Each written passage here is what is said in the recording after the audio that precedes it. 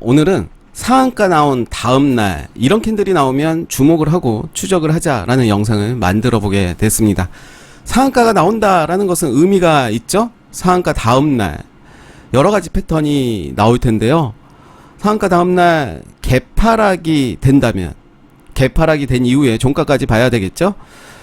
시초는 마이너스로 시작이 됐고, 그렇지만 종가는 플러스로 마무리가 되는 경우도 있고, 여전히 마이너스가 크거나 더 적게 마무리가 되는 경우가 있을 겁니다. 그 반대로 갭상승이 되는 경우도 있겠죠. 갭상승이 됐지만 종가는 마이너스로 끝나는 경우도 있을 테고, 또 플러스로 끝나는 여러가지 패턴이 있을 겁니다. 아니라면 상한가 종가 그 자리를 지켜주면서 흔히 말하는 깃발 모습의 그런 모습을 만들어갈 수도 있겠죠.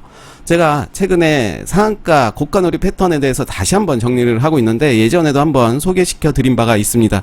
제 나름대로 이제 정리를 해 봤더니 12가지 패턴 속에서 상한가가 움직이더라 라는 이제 결론에 도달을 했는데요. 물론 앞으로 계속해서 그런 분석을 통해서 여러가지 패턴이 나오거나 혹은 줄어들 상황도 되겠지만, 현재 정리한 거로는 이제 12가지 패턴이 나오고요. 영어의 알파벳으로 이제 정리를 좀 해봤습니다.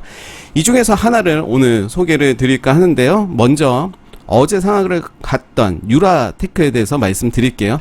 물론 패턴은 패턴일 뿐, 기법은 기법일 뿐, 그리고 주가의 위치가 어디에서 상한가가 나왔느냐에 따라서 이제 해석은 달라질 수가 있을 텐데요. 뭐 그런 부분들은 제외하고 차트적으로만 말씀드리도록 하겠습니다. 유라테크가 상한가를 갔고 금일 갭이 떴죠. 3.86% 뜨는 모습이고, 지금은 2.61% 빠지고 있는 모습인데요. 지금 시간은 오후 1시 55분입니다.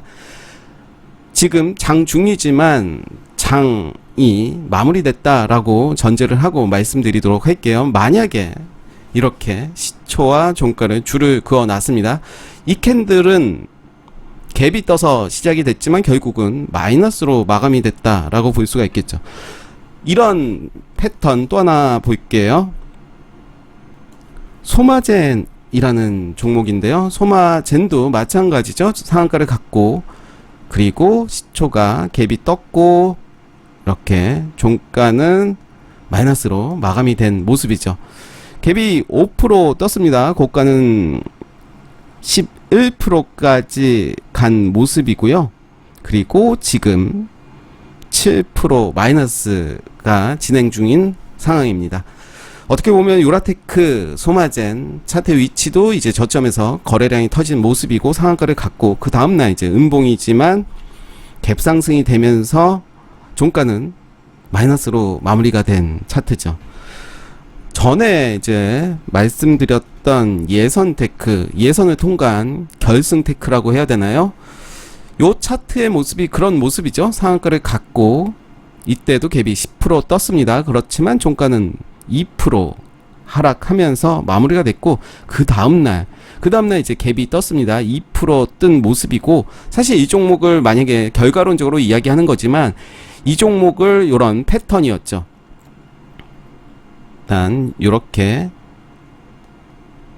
보겠습니다. 요런 패턴이 무조건 그렇다라는 게 아니라 이제 여러가지 또 조건들이 있겠죠. 뭐 요런 모습이었던 거죠. 그렇다면 이제 다음날이 중요하겠죠. 시초가 어떻게 시작되느냐. 역시 마이너스로 시작된다면 관망을 해야 될 것 같고, 그러면서 요 자리를, 음봉이 나왔던 저점 혹은 종가 그 부근을 지켜봐야 될 것 같고요. 그러면서 이제 갭이 뜬 거죠. 갭이 떴고, 맥점은 여러 가지가 나왔겠죠. 일봉에서는 뭐 본다면 뭐 요런 자리, 앞전에 다시 요런 자리, 시초가도 충분히 매수 타점으로 볼 수 있었던 결과론이기 때문에 이렇게 쉽게 말씀드릴 수가 있었을 텐데, 결국은 이제 예선테크가 상한가를 간 모습입니다. 그래서 유라테크 말씀드린 것처럼 요런 모습이죠. 앞전에 이제 매물대가 또 많이 있습니다.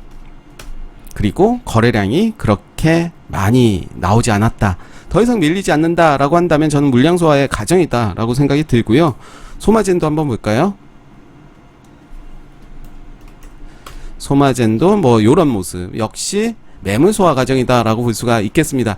예전 것들을 한번 볼게요. 아까 보여드렸던 예선테크의 모습, 코닉 오토메이션은 뭐 그거에 해당이 좀 안 되죠. 파맵신 요런 모습 좀 다릅니다. 그래서 제가 오늘 말씀드린 시가 갭이 뜨면서 시작을 했던 종목이 이제 종가는 음봉으로 마무리가 된 종목이라면 요런 패턴을 한번 유심히 지켜보시면 어떨까 생각이 들어요. 그래서 일정한 가격을 돌파할 때 단타 매매 충분히 가능할 것 같고요. 그래서 상한가 갔던 종목들의 패턴을 보는 겁니다. 그런 비슷한 패턴이 있었는지 패턴을 본다면 아직까지 나오고 있진 않죠? 나오진 않습니다. 이 종목이 좀 그랬죠? 이 종목이 RN2 테크놀로지라는 종목이 그런 부합되는 그런 종목이었죠. 그 다음날 힘을 못 받았죠. 그렇기 때문에 매수의 관점은 아니었던 겁니다. 돌파하는 그런 자리들을 돌파하는 맥점에서 매수를 해야 된다라는 거죠. 뭐 이런 자리가 됐겠죠. 그렇기 때문에 이 종목은 매수할 근거가 되지 않았고요. 또 다른 종목 한번 볼까요? 그런 모습이 뭐 이런 모습 보여줬지만 돌파가 되지 않았기 때문에 그렇게 하지 못했고, 네, 그런 모습이 그렇게 많이 나오진 않아요. 지금 9월에 만들어진 뭐 요런 자리들이 되겠지만 역시 점상 요 종목은 좀 특수 상황인 거죠. 무상증자 관련이기 때문에 요 종목은 제외를 해야 될 것 같고, 비엘 팜텍이 약간 그런 모습이지만 돌파하는 모습을 보여주지 못했습니다. 그 이후로 이제 빠졌기 때문에 매수 근거는 되지 않았다 볼 수가 있겠죠. 그렇죠? 상한가 종가도 올리지 못하는 모습을 보여줬고, 광림 역시 이제 그런 패턴은 나오지 않고 있습니다. 제가 오늘 말씀드린 유라테크의 모습이고요, 소마젠의 모습이고, 그리고 예선테크가 이런 모습을 보이면서 이제 상승하는 모습을 보여줬기 때문에 이런 패턴, 그렇게 시장에서 많이 나오는 패턴이 아닙니다. 또 하나 패턴 한번 볼까요? 미디어젠이라는 종목입니다. 어제 상한가를 갖고 음봉이죠. 음봉이고 거래량이 나오진 않았습니다. 어제만큼 나오지 않은 모습이고 위아래 좀 흔드는 모습을 보여주고 있습니다. 좀 길게 볼까요? 긴 모습으로 보면 위에 매물대가 매우 많습니다. 그래서 매물 소화의 가능성이 큰데, 일단은 상한가 나온 다음날 개파락이 됐습니다. 개파락이 되고 위아래로 좀 흔드는 모습을 많이 보여주고 있죠. 그렇다면 역시 요 자리 몸통 기준으로 이렇게 줄을 그어 보고요, 요 자리가 이제 어떻게 보면 의미 있는 자리가 될 가능성이 커요. 그러면서 이제 다음날 시초가를 잘 봐야 되겠죠. 잘 보면서 이제 여러가지 분봉을 함께 살펴보는 것이 핵심입니다. 분봉이라 그러면 3분봉, 5분봉, 10분봉, 15분봉, 30분봉, 60분봉을 통해서 겹치는 자리들이 있을 거예요. 그러면서 이제 의미 있는 자리를 돌파한다. 의미 있는 자리라고 했다면 제가 요 자리, 음봉이 나왔던 시초가 그리고 종가 자리가 어떻게 보면 의미 있는 자리가 되겠죠. 거래량을 또 확인하면서 앞전보다 더 많이 나오는 이제 분봉에서 이제 말씀드리는 겁니다. 이제 그런 모습을 보여준다면 이 종목이 지금은 주의 종목이지만 충분히 다시 한번 돌파될 가능성이 크다라고 말씀드릴 수가 있겠고요. 예전에 한번 그런 패턴의 종목을 한번 보도록 할게요.